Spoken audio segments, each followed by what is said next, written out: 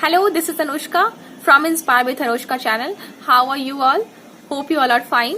Guys, our today's topic of discussion is the ingestion process that occurs in the holozoic mode of nutrition.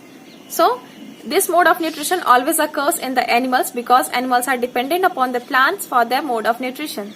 Because plants are self-food maker and we all are dependent upon plants to take either directly upon or indirectly. So, guys, we are today going to discuss about the ingestion process that occurs in the human beings or in the amoeba or in the grasshopper or in different animals. So, especially we are going to talk about the ingestion process.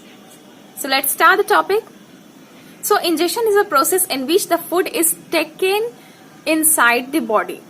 Either that is from the mouth or different animals have the different organs or the category or characters just to complete this process, because ingestion is a process in which the food is taken inside our body. Level of organism, just like in the amoeba is known as a unicellular organism. So in amoeba, the digestion or the ingestion process occurs with the help of pseudopodia. Pseudo, it means false, nakli, and pods, it means legs. So these animals have the false leg. Their outer body surface changes their position. You can look inside this. They changes their shapes.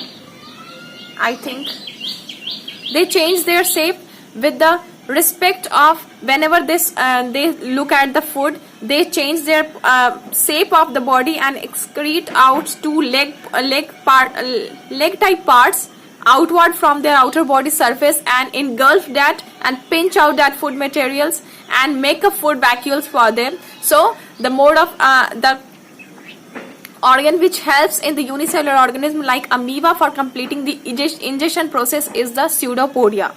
Okay, in the frogs they used to do it by their tongue. They used to just extend out their tongue outside from the mouth whenever they see any insect or any food particle or any prey.